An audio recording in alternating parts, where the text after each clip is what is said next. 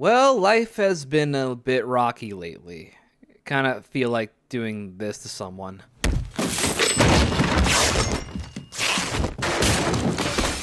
With the economy doing its thing, AI trying to invade every facet of your life without consent, it's rough to be someone my age to go through all this while trying to keep their head above water. Packing things up and moving on to the next big leap of your life is scary and anxiety-inducing, something I'm sure isn't just unique to me.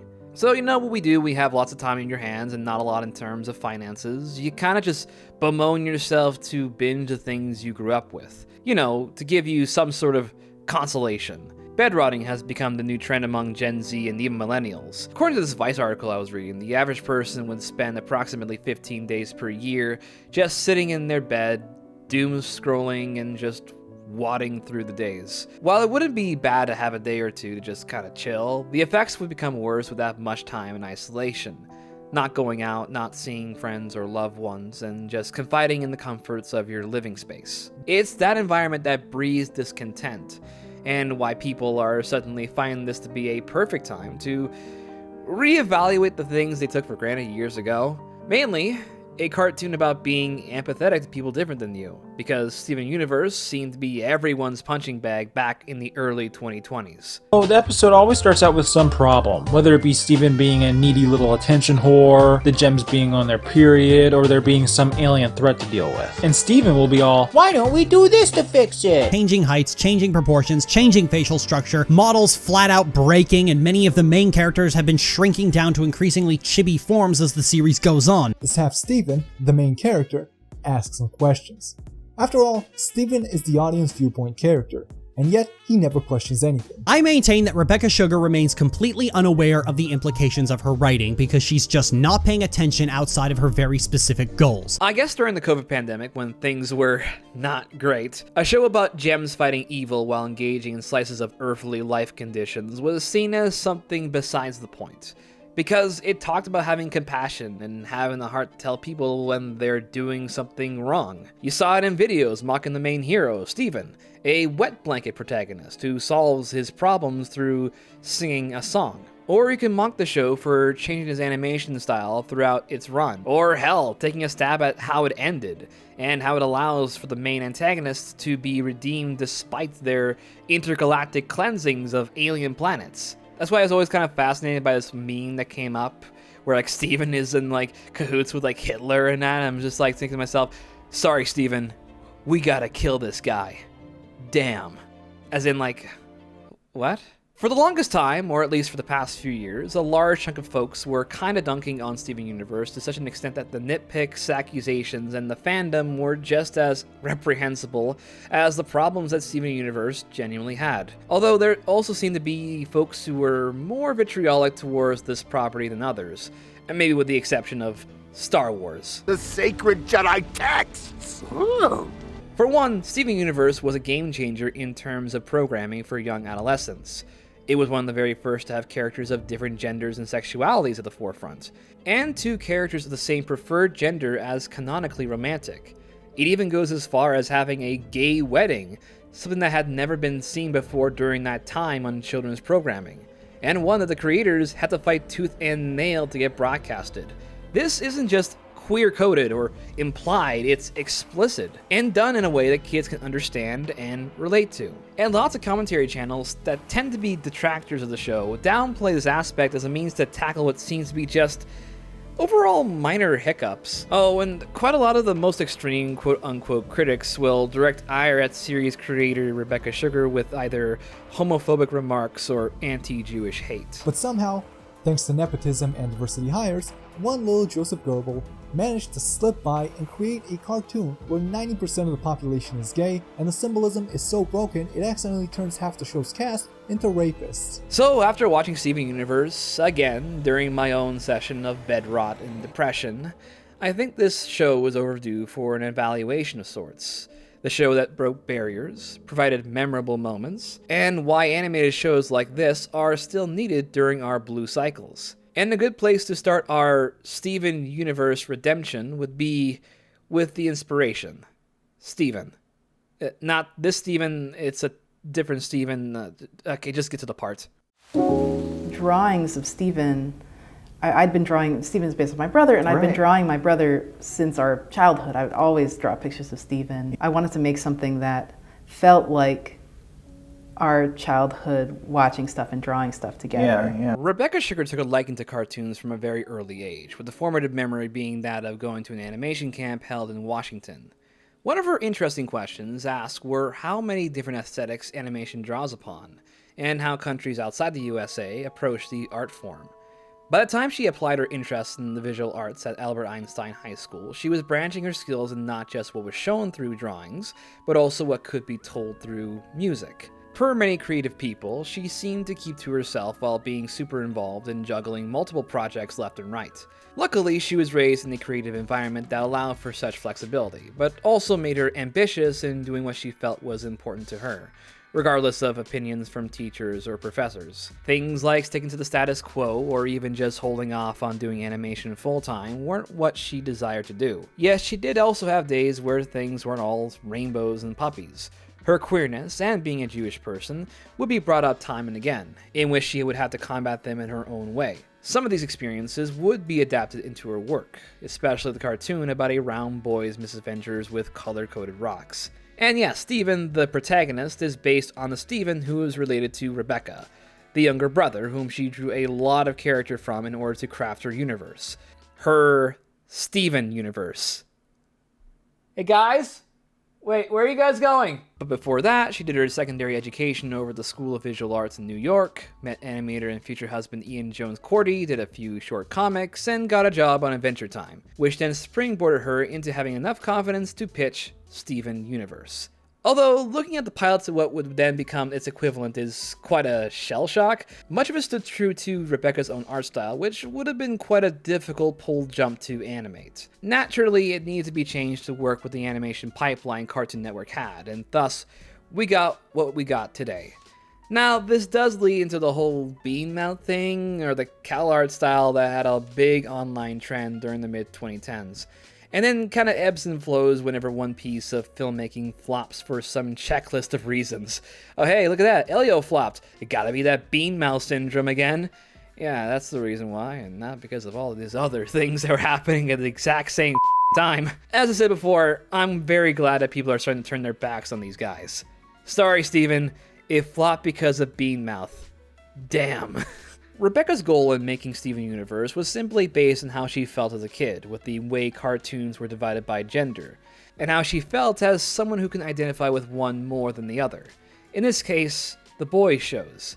She wanted to challenge the way children's programming was formulated, and that despite her cartoon technically being a boys' show, she would make it about challenging gender norms. Steven is a young pre-teen boy who loves things typical for his gender like video games and pro wrestling, but then he would get hooked on young adult romance novels, or how he's a pretty decent wedding planner, or how he has a love for all things pink. It's not working. I guess I'm just too tough to cry. Just today you were crying about snakes. They don't have any arms. It can be said that the character of Steven would seem to be a person growing up surrounded by love and appreciation, and why it can be quite a hassle when other characters seem to have a hard time connecting with his emotionality, like with the character of Lars, who we'll get to in a bit. Now I'm never going to be friends with these guys, all because of your weird mom. What do you know about my mom?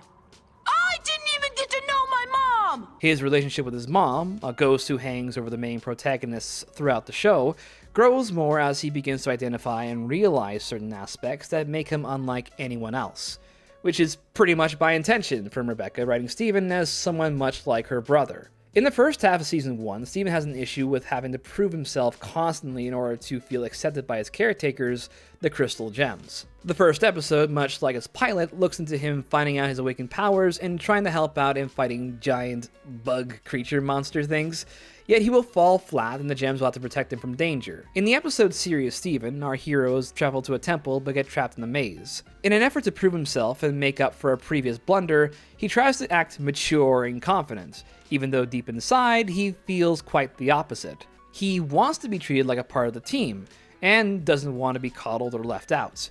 It's akin to someone wanting to be treated like an adult and thinking that liking material deemed lowbrow or immature is the same as being put at the kiddie table. Although in our hearts, we all want to be at the kids' tables on holidays. Especially when Uncle does the whole, I'm not a racist, but conversation. Yet, as the series goes on, Steven starts to develop more into a person of strong emotional intelligence, knowing when to accept things for what they are, and considering that things will eventually become achievable with time. Not to say he doesn't have some major insecurities or traumas to go through, especially when it comes to making up for the sins of the past. Steven's childlike escapades go hand in hand with episodes that also tackle systems that want to hold his individuality down and have him conform to their rules, which is what I think was done deliberately. It's a show that knows how to be weird, but also kinda sincere. Have episodes that range from cute parodies about someone's day to, say, an episode about gender dysphoria or struggling with unrequited love. But mostly, it sticks to what it does best, which in turn makes for the viewing audience being split about certain aspects of the show. And to that I say, I kinda wouldn't have it any other way. And with that in mind, let's talk about the human bits. The bits! The bits! Okay. Take it easy on the counter, will you? Let's not jump too far into the deep end of our analysis right now, since we need to know what this show is. Steven Universe takes place in the fictional beachside resort town of Beach City. The crystal gems, Garnet, Amethyst, and Pearl, protect the Earth from deadly threats while also parenting Steven. Steven's dad, Greg Universe, provides much of the human needs for Steven, while the gems do whatever they can to help with his fluctuating gem abilities. Now, why does he have powers? It's cause his mom, Rose Quartz, gave up her physical form to become one with Steven, and that's why he can do things like create shields, indestructible bubbles, and even heal through magic saliva. Again, weird, but sincere. It's not until the back half of Season 1 that new enemies in the form of homeworld gems come to drive the plot as we learn more about people's pasts, villains become allies, and Steven getting pushed and pulled into being what everyone expects him to be, to what he is not. Now, many people have said that they feel a lot more connected to the show when it focuses on the gem storyline, and I wouldn't disagree with that. I've had times watching some episodes where I'm not that engaged, or the episode itself focuses on a character that I just find to be obnoxious. Take Ronaldo, a nerdy conspiracy theorist, who has always been seen as one of the series' low points. His episodes always portray him as a deeply concerning teenager who would put many characters into a perilous state of affairs, all the while being self-centered and uninformed in being socially acceptable. Petey! You gotta look at the big picture here! Something important is finally happening to me! His first focus episode has him as the antagonist of Steven, and goes as far as allowing him to nearly bisect a child to prove a point. Luckily the gems were there to rescue Steven, but still, instead of opening Ronaldo to the truth, everyone just seems to just let him keep himself enclosed in this hazardous bubble of make-believe, making for a very weird and fairly concerning message to send to kids. Look at this. I think it's gotta be, level 8 beings pulling the strings. Get real, Petey. So yeah, not many people have fondness for the characters outside the Gem Trio, but when it gets to this common term of painting all the Beach City episodes as filler, that's where I gotta correct the record. Filler has always been a harsh sticking point for shows of this nature over the last decade, seemingly diverting the main storyline to an episode or more of some arbitrary plot cul-de-sac. Yet what I get from the episodes that focus on the human characters is that since Steven is part human and part gem, he does need a connection with his humanity. That's why people like Greg, Connie, and even Lars are important to Steven Universe.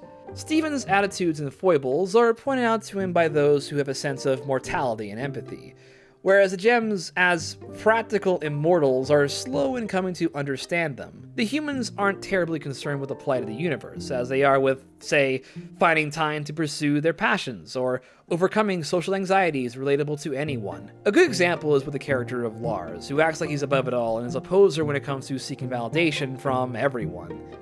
I don't spend my whole life at work. I do other things.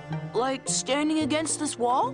What does it look like? His connection with his coworker / on-again, off-again crush Sadie opens him up to his shortcomings, as he always tends to back out of events because of his self-doubts. He backs out of his love for pastry making. He disengages from social gatherings, and cowers whenever a situation arises. Hell, Ronaldo, in an episode involving supernatural poltergeists, has to call him out on his reluctance to take the initiative and be comfortable with himself.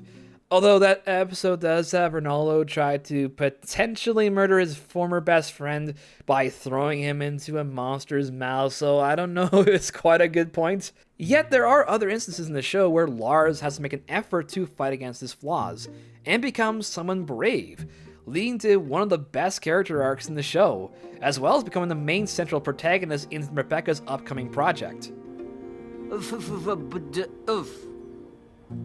That doesn't spell anything. Connie is a good contrast to Steven's life as a literate honors school student who finds that she's being held down by the expectations of her parents, who mean well but are also suffocating any kind of individuality or growth in building friendships. Mom, I'm really sorry about lying to you. It started off as a tiny secret, and then it felt like if I didn't hide it, you wouldn't let me see Steven ever again. Is that how you feel? Are we too controlling? Maybe. Her arcs center around trying to face the flaws that make her vulnerable, and welcoming the help of others to defeat them. That's why in episodes like Sworn to the Sword or Mindful Education, she has dilemmas that are solved with encouragement and adoration from the people who respect her and want her to succeed. I don't want to feel this way. You have to! You have to be honest about how bad it feels so you can move on. That's how it was for me. And then you got Greg Universe, the washed-up rock and roller who runs a washed-up car wash, has to struggle with a multitude of things in his orbit. The loss of a life partner, making enough money to last through the week, and providing love to his son. As much as he's seen as the voice of reason to Steven, as the cool dad, he has to also be aware of his fragility. He can't go on many of the gem misadventures, and even when he does, he gets injured, kidnapped, or nearly killed. Is this a normal magical mission for you? Because I'm not sure how comfortable I am with you going on these anymore. He is also, unsurprisingly, frightened of Steven risking his life doing such things. But what's very interesting about him is that he also has a hard time in relating to many of the crystal gems in personal quarrels. One character in particular is Pearl, who always saw him as just another human who walked into her Rose Quartz life, implying that Greg is not the first human Rose that's ever, cave dived in. Look, these last few months have been great. Oh, yes. As such, Pearl will be the first to deny Greg the means of figuring out and healing from love lost. I'm just having so much fun spending time with you, Rose. Forget about Greg. Let's go travel the galaxy. Until the episode Mr. Greg, when the two let down their barriers, Pearl has quite disdain for Mr. Universe. More so because he was the one who, quote-unquote, won. Greg is also put down by his own emotional damage from his sheltered early life, and constantly having to couch surf from place to place. His younger days saw him as lazy and lacking real responsibility, like in the episode that sees him getting his job at the car wash via flashback. Yet he learned that to be accepted, you need to first put in the effort of showing that you care, something he would teach his son over the course of the show's run. If every pork chop were perfect, we wouldn't have hot dogs. My dad says if every pork chop were perfect, we wouldn't have hot dogs. And that means what? Now, I wouldn't say all humans have the same level of depth as these three examples, but that's exactly why I don't find the episodes focusing on them to be unimportant. Even the minor townies like the family running the pizza shop, the cool teenagers, Mr. Smiley, and Steven's mailman all go through their own story arcs to provide much needed levity and exploration. Well, except for Onion. I guess the rest of his family is interesting, but he's a little bit extreme, especially after showing Steven this in one of his episodes. Happy birthday, Onion! Is this you being born? To launch pad yourself past the episodes that aren't oriented around the core of the story is not a great way to digest Steven Universe, notably since the show is so big on acceptance and tolerance. Though I will admit, watching episodes that focus on characters I would wholeheartedly put a restraining order on does make it complicated. Ronaldo, I'll go get help! Steven, is the camera getting all of this?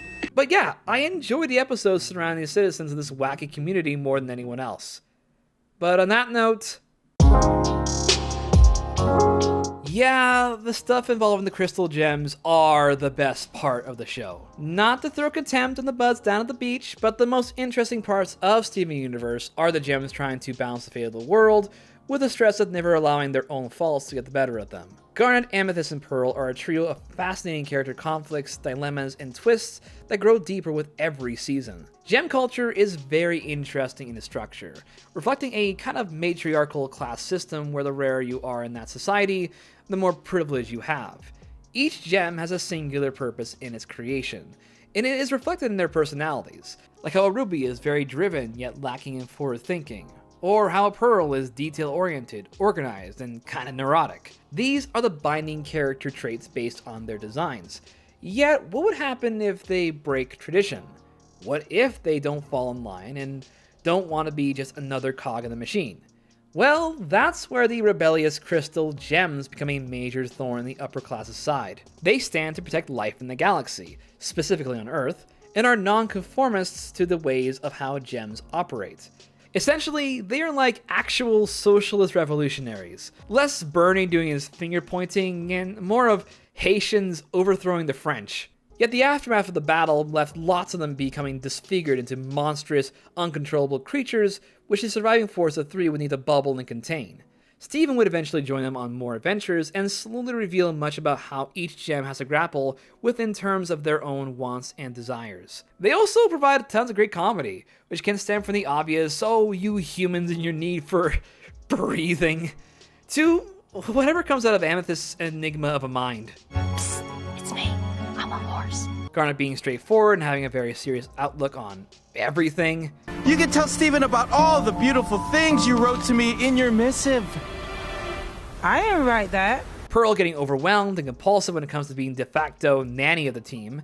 Eating food is so disgusting. You chew it into nasty mush, swallow that goop, then it comes out of you? What a completely horrid experience. And Amethyst? Amethyst is kind of a little purple gremlin.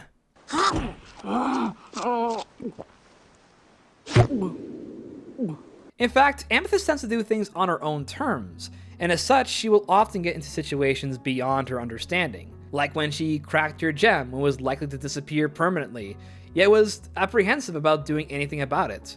Oh yeah, I forgot to mention, so gems, they can actually die in the show, but they reform within a set amount of time.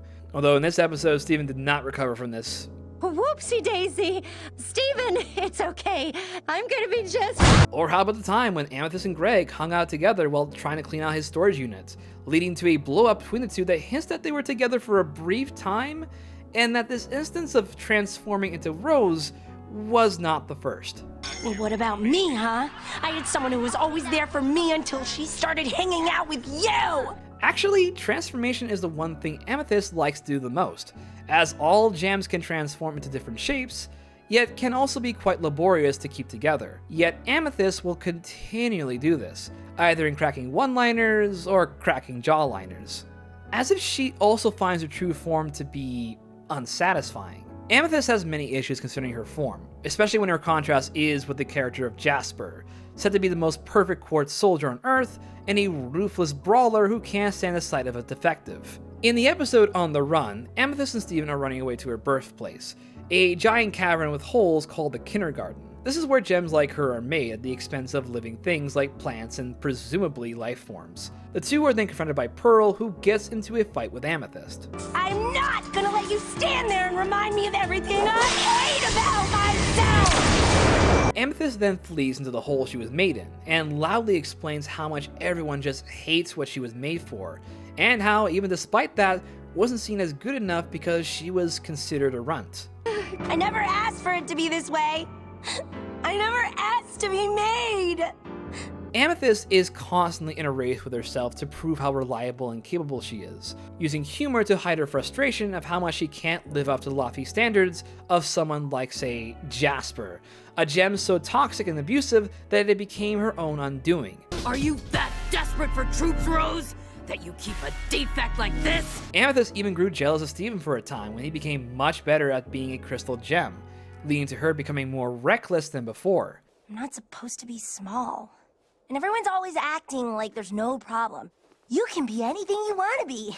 No, I can't! Yet in the end, it's what makes her more exceptional, going on despite her shortcomings, no pun intended. Something I can easily identify with as someone who also feels inadequate in people's expectations. While not my absolute favorite of the three, she is someone who does provide inner turmoil, amongst other things. Hey. Pearl, meanwhile, is much more polished and refined. Be that as it may though, what she does have is low self-esteem. In an early episode that guest starred, of all people, Nicki Minaj, as the monstrous fusion of Amethyst and Garnet, Steven is amped to get strong, but that also leaves Pearl feeling left out, disappointed in herself for being fragile, unlike Sugalite. So when it's her turn on the Garnet fusion train, she takes advantage of it. Sardonyx, the fusion, becomes Pearl's coping for being left alone. It makes her feel empowered, and she becomes wanted again by someone who cares for her. After all, a Pearl in Steven Universe is supposed to serve higher gems and are more aligned with decorum and servitude. When we fuse, I can feel what it's like to be you, confident and secure and complete. You're perfect. I wanted to be a part of that. The Pearl we know has been linked to Steven's mother Rose for many centuries, outlasting many admirers, human or otherwise. She knew that no one could ever take her place. Well, until an out-of-favor rock star came along and changed the trajectory of her world. I think this one's my favorite. I think he's her favorite too. Pearl then began to be overly protective of the son of her Rose, and would be the center of several episodes looking into her times of vulnerability. Rose's scabbard is a good example, having Pearl realize that Rose Quartz had many secrets that were never confided to her. No, Rose didn't have a lion, because if Rose had a lion, I would have known about it. Rose kept many things secret, even from us. But not from me! I was the one she told everything! She erupts in anger, claiming that she was the only one worthy enough for her, and that everyone else could never measure up. She probably just wanted to protect you like everyone else. What do you know? You've never even met her! She runs off to be alone, and Steven takes chase, leading to Pearl's revelation on how she truly comes to realize what it all means. Everything I ever did, I did for her. Now she's gone. But I'm still here. This sentiment is further explored beautifully in her song number It's Over, Isn't It?, as she lays down all her frustrations through singing.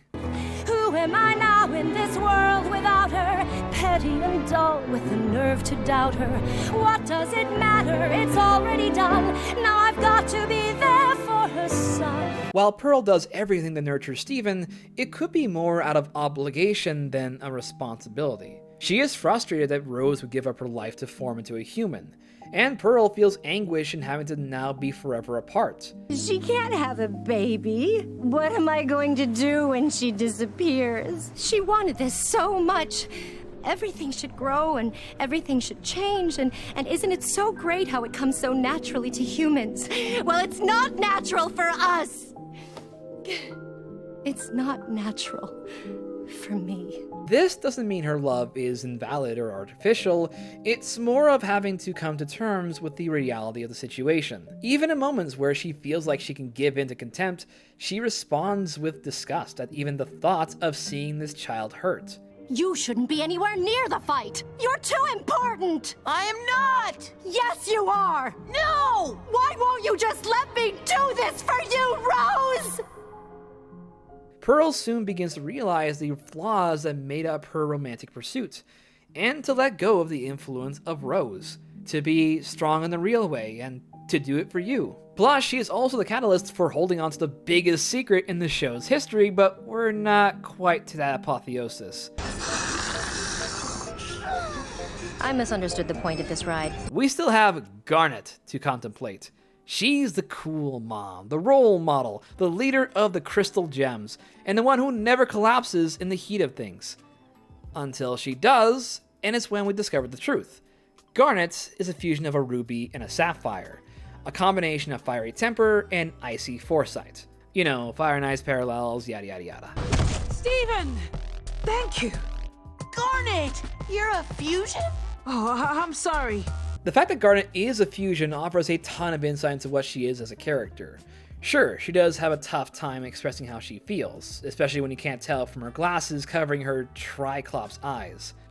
Yes, The children are playing swords. Sorry, playing with swords. Don't call again. Sorry, I panicked. She has also an almost eccentric methodology to her actions, and that's without the future vision angle. However, that all stems from being the result of two beings turned into one.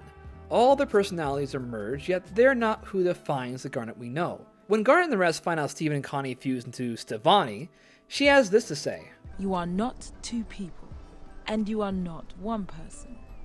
You are an experience. Make sure you're a good experience. Garnet can be seen as the truest form of romantic compatibility, a compromise between two beings who can let down their walls and be happy. It is something best summed up in two ways. Her fight against Jasper as she sings Stronger Than You to reinforce the stance of how she is, and the song Something Entirely New, where the unfused duo slowly realizes what Garnet means to them. In the episode Keystone Motel, Garnet splits, and the two have to reconcile separately after the previous episode's incident with Pearl. They can't seem to quite get over the sense of betrayal from their teammates, and thus are blowing up at one another, much to Steven's chagrin. However, they both come to realize that none of what happens can ever ruin their relationship, and that their fusion is nothing to be questioned. Yet, when the big reveal gets unraveled and spilled, that anxiety gopher pops up again. No! You couldn't have known! You never know what's going on! That's what I'm for! Sapphire! But I never looked into her! I trusted her! Now their union is jeopardized, and they can't reckon with this feeling that this was something temporary, or a phase for Rose's amusement. Garnet solved every issue by sticking things out. Yet that also meant the beings that make her can explore and stretch out their legs. I think Ruby summed it up like this. I'm up here eating pizza, reading comics. I don't know if Sapphire wants to read comics. I don't have to know! The rest of my life could be like this. I don't have to be Garnet. I could be on my own! Then you see Steven's reaction to this sudden independence, and you can faintly see the glimmers of Rose slipping out. He, and in some ways Rose Quartz, both were the reasons for Garnet's existence. They fought for their love, but maybe that was holding Garnet back. The decision was never made for approval by someone else, it was all in their hands all along. That's why they make the choice to finally tie the knot, and to be independent together. Yeah, I know there's a song too, because of course there is in this damn show. The crystal gems in their arcs all converge on the major theme of acceptance that Steven Universe drives home to his viewers. It is congruent with the changing landscape that cartoons are made in today, far away from those of past shows that never would tackle complex dilemmas. Steven Universe, along with his big brother Adventure Time, challenges the preconception that shows directed at post-adolescent boys couldn't handle emotional storylines, that having to let go of that brave face can set you up for being weak. To experience such vulnerability and be thankful for the people who can stand by your side at the worst moments in your life. And while I've only focused on the main character's inner journeys, I can't neglect the other gems. Peridot is easily the most popular side character. There is a large fan base that sees her as kind of neurodivergent coded because she kind of hyperfixates on niche subjects and is kind of aloof in the social settings. Yet she has a nice story of coming out of her routine of structure and maintenance to discover things she never knew she had, breaking away from her role as a minor antagonist, and becoming a freedom fighter. Also, she provides the show's meta humor, which is also a lot of fun. You made a picture. Picture? This isn't just a picture, Steven. It's a complex chart cataloging the compatible characteristics between campers. You got all this from one episode? It's subtext, Steven. Then there's Lapis Lazuli, a gem tormented by those who she saw as comrades, and has a difficult time trying to cope with the traumatic pain she endured. Or what about Bismuth's own turmoil of being betrayed by the one person she felt she could trust? Or even Jasper, whose pernicious attitudes hides a depressing tale of self-isolation and never finding purpose from within. You want gems after they're worthless, because when you're at the bottom, you'll follow anyone that makes you feel like less of a failure. Despite being very out of this world and far beyond that of the slice of life standards of the human cast, gems and their society provide a unique insight and parallel to how important emotional healing is. So now, with all that implied, let's get to that wedding, and towards something this cartoon has always championed itself as being, a supporter to all bitches and bros and non-binary hoes. Before the episode reunited where Ruby and Sapphire made it official that they're gay, gay marriage in the United States has always been a hot button discussion. Of course, since I come from that place, Mr. President wants to be the 51st state for reasons. Much of my experience with queerness in media was, I want to say there, but not as pronounced as you think. I can think of an episode in 16 called Role Reversal, where everyone is trying to get a date for the Sadie Hawkins dance, which, note, is pretty old-fashioned and not necessarily a Canadian thing, but that's not important. What is important is that there is a minor character in that episode who is a lesbian, and Nikki pops the question of whether any guy asked her out. The coworker replies with, "If you're trying to find out if I'm gay, it's okay to just ask. What? I'm into girls, and I'm really flattered. But I already have a date for the dance tonight." Another episode called Bicker Me Not also had a gay character after Caitlin, who works at a lemon stand and has to wear a cartoonishly sized lemon, finds out she has a secret crush on an employee who, at the end of the episode, reveals that he is... Oh, get with it, girlfriend. Kevin plays for the other team. What? Oh. Now, what's important about these two episodes is that they aired fine on Canadian TV screens, but because of FCC regulations in the United States, these never aired. Oh, and one more thing before we kind of move on here. 16's representation might seem progressive in isolation, but I don't think that it holds up particularly well. Like this cowboy who is questionably bisexual and is willing to go on a date with Jonesy, the guy here, even though he is 16. You know, the name of the show was 16. They were all teenagers. And the cowboy is most definitely not a teenager. Sheesh, the 2000s was a thing. Whoa, that's a little rich for my blood. Well, go big or stay home, girlfriend. In contrast, anything discussing LGBTQ+ material were heavily relegated to late-night channels, which also had its own fair share of stereotypes. Give me a twirl and a twirl. I need to see you spin first, sister. They were considered a bit too complicated to really be discussed in elementary settings, and were instead, for lack of a better word, locked in the closet. Not to say there's always been doom or gloom in the 2000s when it came to being a US citizen. Lawrence versus Texas struck down sodomy laws in 2003, and there were even some states that accepted gay marriage. On the federal level though, and especially with Mr. Mission Accomplished here leading it, it was pretty hard-pressed to pass any legal definition of marriage as anything but heteronormative. One of the reasons being DOMA, or the Defense of Marriage Act, passed and signed by Bill Clinton in May of 1996. This banned federal recognition of same-sex marriage, and among many of the sections, Section 3 was heavily controversial in that it denied same-sex couples no federal protections that included Social Security, retirement savings, and health insurance. And if you know anything about how a decade earlier why gay people need to have health insurance, then this would seem like a slap in the face. Of course it's important. It's important to us. The gay people of America they don't have the same right to marry the person of their choice. Bill Clinton had gone on record saying he would never have supported DOMA, urging the Supreme Court to overturn the Defense of Marriage Act. Although it seems to ring pretty hollow when he released a radio ad against opponent Bob Dole, where he touted his signing of the bill, among other things, as a means to quell moral panic. The ad was then taken down after much blowback from civil rights groups. DOMA would be in effect until 2022, after it was replaced with Joe Biden's Respect for Marriage Act. Yet the landmark case of Obergefell versus Hodges would see recognition of same-sex marriage across all 50 states. Due to the Supreme Court decision, there was an eruption of sweeping social changes in terms of representing sexuality on film and television, especially on those directed to children. Yet even with that being said, networks were still pretty hesitant to do much to stick with it. Which is where Steven Universe was able to play it off without risking any studio notes or any rescinding. Instead, Rebecca and writers made sure to play it off as just another wacky adventure where, yeah, it's just a boy raised by 4 parental guardians, 3 of whom are women, as they fight monsters and figure out life lessons. Yet, that didn't mean they kept the kiddie mitts on for the important stuff. Take for instance, Stevani, one of the very first intersex cartoon characters, introduced well before Obergefell vs. Hodges was passed. Pearl expressing deep, thoughtful romantic feelings to Rose with affectionate words and physical touch.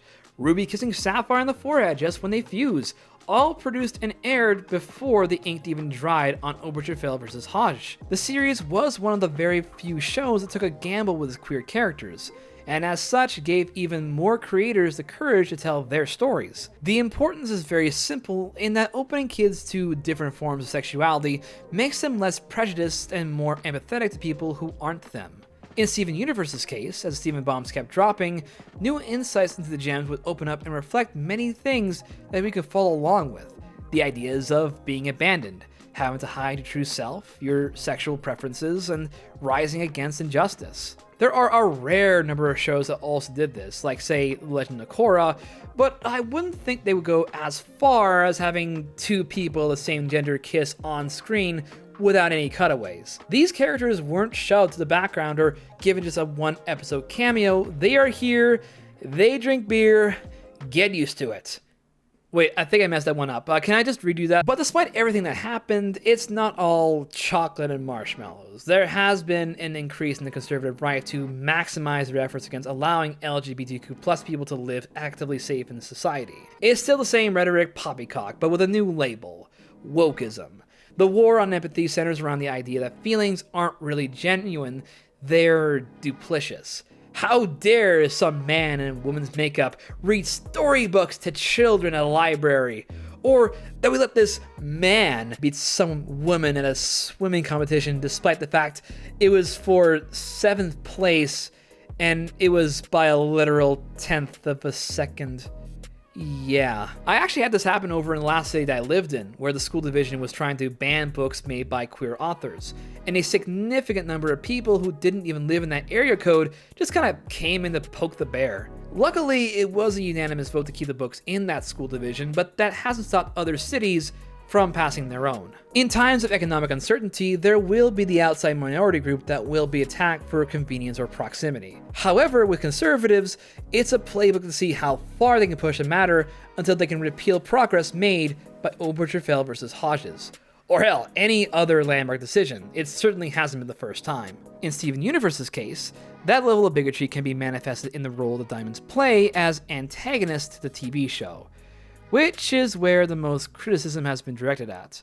Why did Steven Universe rush its ending? So Rebecca Sugar and the group have shattered the barrier and made a mark for children's programming, but all of that at a cost. The show needs to wrap up the story, and the network was afraid of losing funding from several countries that had censored the gay rep from their show, especially with Ruby and Sapphire. It can't really get away with Ruby being a guy in those versions when she's shown wearing a dress. In no world would I ever quit Steven. I care about Steven Universe too much, and I never said that I would quit. The situation that I was in was that a lot of our funding was coming from international, and so because I was pitching material that they would not be able to air in some of the most conservative countries in the world, I was getting notes from those countries, and I was also getting funding from those countries. So what they told me is, if you're going to do this, you may not necessarily be able to continue making the show because that funding will no longer exist. So I had to make the choice: do I let the show cease to exist but do this, or do I not do this and the show might run longer? And I chose to tell the truth. A compromise had to be met, and that is, we needed to have the final confrontation of White Diamond and Steven, two opposites trying to win over the other. Because, spoiler warning, Rose Quartz was Pink Diamond. Mom was Pink Diamond. The Diamonds were always a presence within the story arcs of Steven Universe, but we only had two significant ones that showed up the most, being Blue Diamond and Yellow Diamond. Yet when they discover that Pink is alive in Steven, they enter a temporary alliance for the sake of restoring the corrupted gems to normal. That means trying to convince the one representing the superego of Gem Homeworld, being White Diamond. Now this brings up a lot of conversations from both people who love the show and people who dislike it.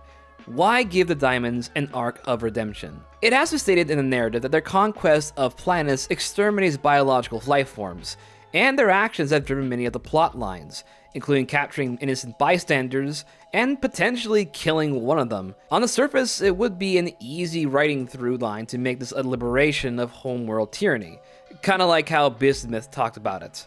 We'd be shattering them for the sake of our cause, to protect our allies, our friends, to free all gems from Homeworld's tyranny. It also seemed a bit odd that, for the time being, it felt a bit rushed in how the finale was put together. Steven confronts White Diamond twice, the crystal gems are incapacitated for the majority of the episodes, and then it's pretty much just kumbaya for everyone. Luckily, the epilogue show and movie helped in wrapping up any loose ends, but that still left fans scratching their heads. And I won't lie, I was sorta on the same boat for a while, until I just kinda looked at it for a second time. I know we live in a world now where many TV shows have been ruined on rewatch because of shitty endings. Game of Thrones is a good example of this, and you could pretty much add Stranger Things and The Boys to that comparison now too. You want me to eat shit? I'll eat your shit. I'll eat your shit. I like it. Yet, considering the rug was being pulled under the creator's feet by the network, and that it is now getting a long-awaited evaluation, it actually says a lot about the show that it ended as well as it did. Now, could I have wished for more episodes to fully solve the weird pacing problems? Sure. Would it help? I don't think so. If anything, Steven Universe has been building up to this inevitable confrontation from multiple episodes, all focusing on who Steven is. And to understand who Steven is, you really gotta understand who Pink Diamond was. Spoiled, bratty, and impulsive, the Diamond who would create tantrums and be impossible to please. I want one! I want my own army! I want my own planet! I deserve it! Her desire to have a colony of her own was granted less as a reward, but more like a pacifier. Once she found out how boring it became to run a planet, she became motivated to learn about its world and made her choice to defend it. All around, she prioritized the needs of herself rather than the others who had their own say. Yet, it also matured her, made her understand that gems lower than her need to carve their own path. This need to help others permeated inside of her throughout the centuries, as the war ceased and she began to experience the lives of mortals. Now, that didn't correlate with her trying to understand the shortcomings of humans. She is playful and charming, but she also comes off as a bit spiritually distant from reality. It's best represented in her relationship with Greg, in the episode when he tries to fuse with her. He doesn't get far, but wants to because he believes it would strengthen their love and solve any hang-ups they might have. Yet, the way she responds is, well... That's not a problem. I love humans. You're all so funny. Yeah, it does feel like a shot in the arm when she doesn't seem to empathize with his conflicted emotions. She makes it feel like a phase, or a game that can be altered to suit her needs at that moment. It is a part of her compulsive behavior, perhaps because of the anxiety and pressures of not being human.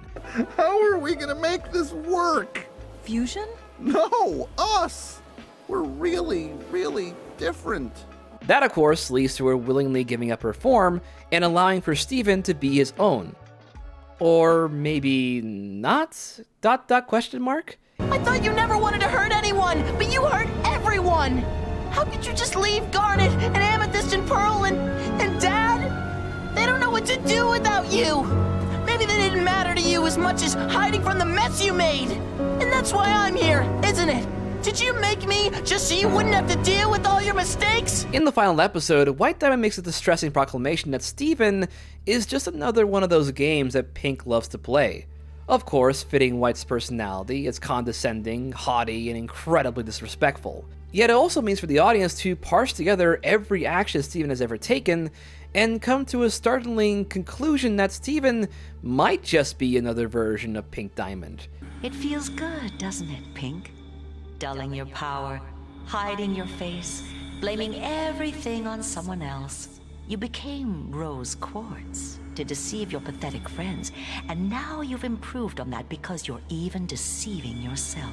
Because he can be immature, he can be too enthusiastic, and he can be a bit absent from understanding the full picture of his actions and what they can do to others.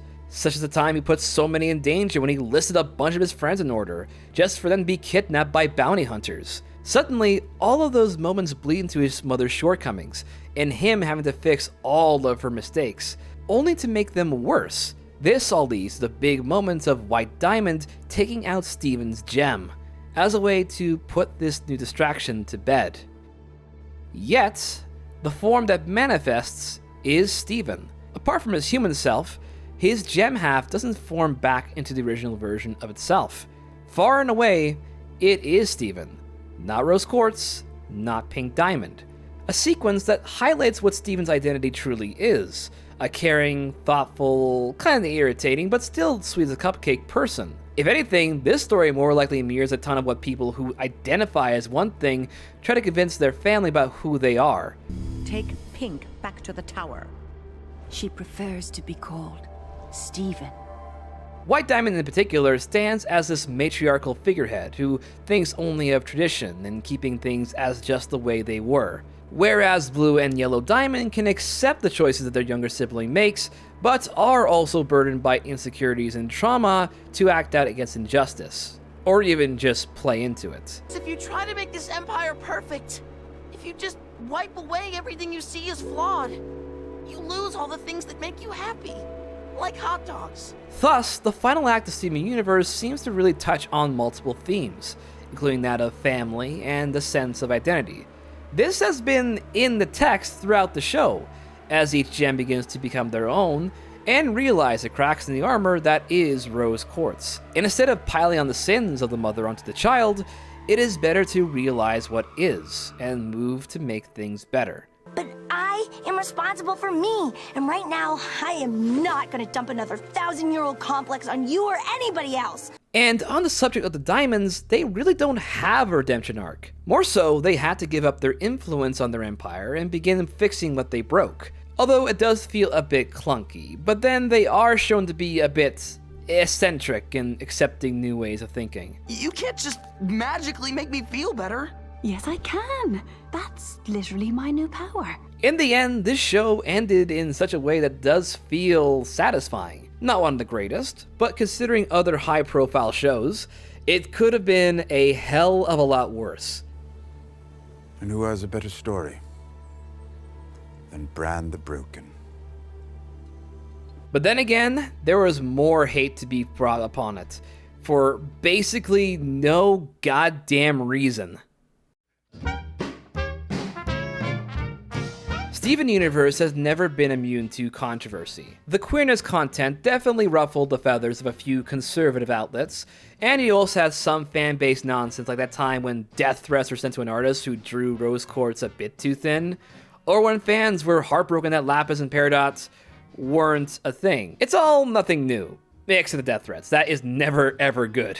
Bad Steven enthusiasts. You're supposed to reward me for my emotional honesty! Every fandom online has had scenarios play out like this ever since the birth of the internet. And if you need to know a good example, just look what's happened with the Amazing Digital Circus. But what makes Steven Universe unique, however, is just a bunch of bad faith criticism, all coming from one video essayist who had a history of deliberately exacerbating examples with very shallow critiques, and all the while trying to come off as an expert when they miss very important details that can easily sink their arguments. Almost every character arc is about learning to love yourself, but not loving yourself in the practical way. We mean the internet version of loving yourself, where you're complacent, never put in any effort to solve your problems, mope until somebody coddles you, and give up the moment you're confronted with failure because acknowledging that you have things to work on isn't comfortable. You're already as good as you're ever going to be, says the Rebecca Sugar.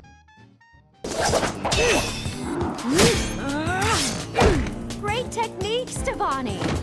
And when you have a show getting increased vitriol, but also making a lot of YouTube bucks while doing it, everyone wants a piece of that pie. I am not alone in this setup, for when High Guardian Spice was a thing, I was one of the many that bashed the heck out of it, albeit with a bit more candor. Regardless, I do have to hold myself to account if a video of this nature would lead to negative consequences for the creators and the people who made it.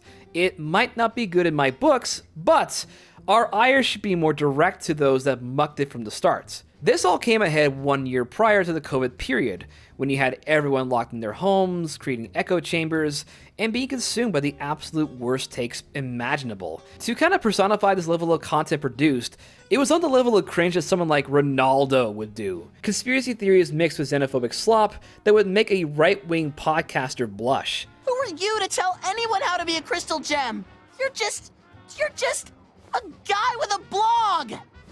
And then, when that period ended and everyone got nostalgic for looking back at the show, that they remembered as being not as bad as everyone thinks it is, you kind of begin to think, wow, we were really just slim picking this shit, weren't we? Steven Universe the movie and Steven Universe Future were intended as proper epilogues to the series. Any loose ends were tied up, Steven's character arc of confronting his trauma and insecurities were a nice touch, and there are some very fun moments sprinkled throughout. What? Stefan, how could you? Yet outside the television sector, there has been a cultural shift in certain folks going after children's shows that teach these lessons of empathy, or even just being accepting of queer people. Soon enough, loud vocal groups are slandering shows for even giving time to present, say, a lesbian couple exchanging a kiss, or just the act of seeing non-binary cartoon characters talking about periods. I don't see what the is a big problem here. The direct response, unfortunately, has been straight up curbing these issues back into obsolescence, with the biggest case being an episode of the Disney Channel show Moon Girl and Devil Dinosaur going on air for its commentary on trans athletes. Your team captain used to play on a boys' team. Coach, is something wrong with your eyes? No, I'm just trying to communicate that what you're saying isn't news and also that I don't care. Which is why I personally believe Steven Universe to be so captivating now more than ever. It got away with so much and presented ideas and concepts that are even alien to shows of the now. I talked about the Owl House in this channel before, and despite it being the closest to touch that Steven Universe idol, certain parameters pulled it back. It couldn't dive into the complex nature of society big and large without having to erupt the ire of digital distributors, in this case Mr. M. Mouse. And Steven Universe wasn't subtle about its depictions. It was dead on devoted in the humanity of acceptance and tolerance. Even its PSAs reflected that. But you gotta realize it hurts to deal with racism. And when people act like it's not real, it makes it feel even worse. You have to acknowledge racism to work against it.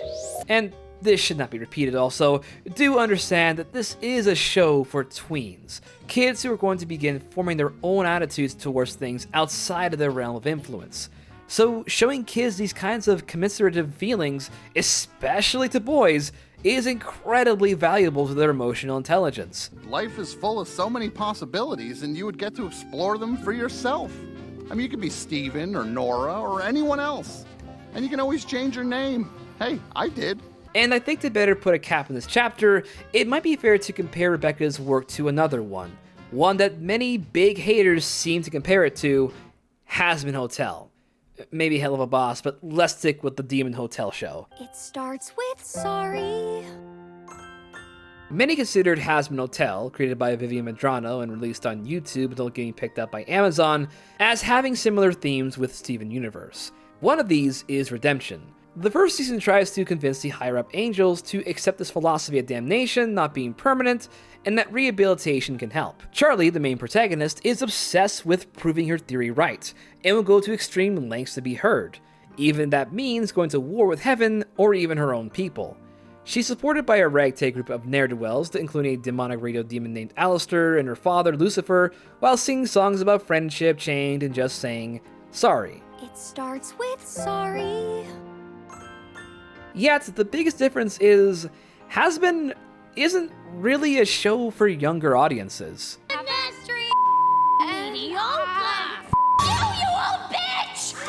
It's also not really a show that older audiences can get into also, so I feel like it kind of lands between the age range of 15, 17-year-old musical theater teens who are sick of doing Almost Maine for their school production and are really into Heather's a musical, and are also Disney teens to boot. A careful observation of the two shows can unveil very small similarities, but also big detractions. Now, my personal opinion of Has-Been is that I appreciate what it attempts to do, but it also isn't going to move mountains when it comes to its characters or storytelling. The music has variety and is exuberant, but it is also just flashy and too engrossed in quantity than quality. It comes down to personal taste, as does many things, but that also translates to Steven Universe being much more enthralling. A good example has to do with Has-Been Hotel's song called It Starts With Sorry. It starts with sorry. A piece of music that aligns itself with the message the show tries to commit to. Redemption can be achieved with time and energy committed to righting the wrongs of the wicked, even if most are hesitant to try. The show also makes a statement that good and evil are nothing more than artificial barriers, placed in to mirror conflict between people who aren't that different. Although it does kind of feel confusing when the standards of Judeo-Christian mythology, they are placed in exactly where they belong. Why would a demon need redemption if they accept themselves for who they are? Why try to reason with a high-class society to let them in if they're unable to relinquish their prejudice? That is a challenge presented in the narrative, but is also where many fans and casual viewers will find the wording kinda muddy. Because even when that starts with sorry, there are limits to who gets to be vindicated. I think the show is pretty much building up to this revelation, meaning that it can't do radical things that would evidently change the landscape of the story, or do so in a way that is captivating. Now, let's pull back to the big song number of Steven Universe the movie. Another wayward gem whose life was ruined by Pink Diamond is exacting her vengeance on Steven, and he sings a song called You Can Make a Change. Similar to Has-Been's song, it employs the same empathetic plea to a villain, in order to change their ways. Schmaltzy, sentimental, and something that the common person would roll their eyes at. Yet, how I see it is much more of a character's conclusion to their arc. Steven wants to believe that he lives in a happily ever after state. The world is healed and conflict doesn't exist anymore. Yet time and again, he has to be shown expectations aren't so cut and dry. Kinda like the ending to the song with the villain screaming out, "You can't just fix everything by singing some stupid song." You can't just make everything better by singing some stupid song! He has to understand that not everything can be solved by his loving heart. It needs to be complementary. But what about the poison? What about the planet? What about your happily ever after? There's no such thing as happily ever after. I'll always have more work to do. Both shows are gung-ho about providing therapy to people who are willing to actually go through with healing, except Has-Been has an opaque world that does make it less narratively satisfying. Also, Charlie ain't no Steven, especially after the second season where she's pretty much reduced to a secondary character to the bigger dynamics the show is writing on, that being Spectacle. All I can say is thank you for sucking so much at everything you try to do. Alright, no more talking about Has-Been Hotel anymore, because we gotta wrap this shit up. The controversies of any show can have legitimate issues, which might hinder the show's watchability. A bad ending, a contrivance, a missed potential. Yet, when looking back at Steven's alleged crimes to television, it's woefully superficial, and more just a product of a long-standing feud of certain people not getting the point at all. I'd had a little bit of it on Adventure Time. I'd put some really personal stuff into that show, and I'd seen the ripples that it made, and I really felt seen in a very shocking way when people would respond. I did start to feel very exposed. People were writing very personal, uninformed things about me as a person, where I didn't know what to do. I learned very quickly to not engage. I was used to, once people would get some sense of who I was already very vulnerable on the internet. Pretty terrible comments. This doesn't mean the Steven Universe is cut to perfection. It does have flaws. Not all the episodes are fun on a rewatch. It takes a while to get certain things moving in the early adventures, and the pacing does flip-flop near its conclusion. I think those complaints are very sound and reasonable, unlike calling the show's creators harmful or pushing an agenda. Sorry, Steven, we really can't reason with stupid internet grifters. Damn. I think it's fair to say that any work of art will go through a phase in cultural relevancy. Art will be given its time in the sun, others will be forgotten, and the rare few will become the meta of brilliance. That's how I view Steven Universe. It is the gold standard of how we should be treating animation for a wide audience. And it has so much influence that it kind of goes hand in hand with other shows like the aforementioned Adventure Time. They shaped the culture of today, and despite the pushback, have stood against the odds and got the message out that giving a shit about people is a good value. However, the main reason I decided to make a video about this kind of relates back to my personal life, in that I've experienced staggering changes that have affected my social and mental health. Getting let go is hard. Moving to a new city is hard. Keeping friends and family together is hard. I'm far from the most unique, and I am going through the motions. Yet change is a neutral state. It doesn't always pick a side. As long as you're able to ride that current and just get back up when you fall down, then it's only a matter of finding your rhythm. It's like when Steven left to go on his own journey, find that he has a support network, and that he doesn't have to fear the unknown alone. Which is the entire story arc of Steven Universe Future, or as I like to call it, Steven needs fucking therapy. I can tell something is bothering you. Steven's here to help! Steven, help! Steven, help! Help, Steven! And the penultimate episode sees him becoming a monster. Resulting from years of trauma and emotional turmoils, he changes into a kaiju of resentment, loathing, and self-harm. However, with much needed help and assurance from his loved ones, and yes, even the diamonds are there, and they try to make it all about them. But that was because you were angry with Pink. And if Pink hurt you, it was because I hurt her. He starts to appreciate the good that change can bring. Even the past month of writing this script, I've been closed off from making things because of the anxiety of making this next step in my life.